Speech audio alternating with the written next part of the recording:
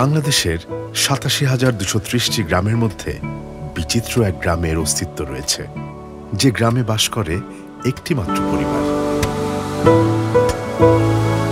আশপাশের গুটি কয়েক গ্রামের মানুষ ছাড়া ব্যতিক্রমী এক গ্রামের কথা জানে না কেউ। ময়মনসিংহ জেলার ঈশ্বরগঞ্জ থানাধীন ৮ নং রাজীবপুর ইউনিয়নে উমানতপুর গ্রামটি অবস্থিত। একটা গ্রামে একটাই বাড়ি, ওই যে ওই বাড়িটা।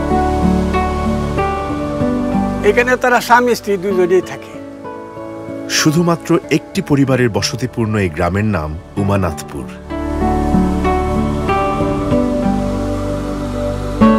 সারা বাংলাদেশের মধ্যে আমার একটি মাত্র মৌজা, একটি মাত্র বাড়ি আমার। এই গ্রামটার নাম হলো উমানাথপুর। বসত বাড়িটা হলো 23 শতাংশ জায়গার। আমার আব্বা 1965 সনে এইখানে এসে বাড়ি স্থাপন করে। উমানাথ চৌধুরী ছিল, উনার নামকরণে এই গ্রামের নাম করা হয়।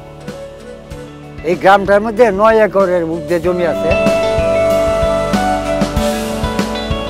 আমরা চাচি মজা করে পাকশাক করে, হ্যাঁ, খাইতে ভালো লাগে। এসব খুব সচেতন। আমি খাওয়া নাওয়া করিয়া 9টার মধ্যে আমি অফিসে রওনা হয়ে যাই। আমাদের কারেন্ট গ্যাস একটাই আছে। আগে লাকড়ি দিয়ে রান্তাম, এখন গ্যাসও রান্ধি। গ্যাস না থাকলে তোমার চাচা ফোন দিলে ফের গ্যাস লগে লগে বাড়িতে দিয়ে যায়।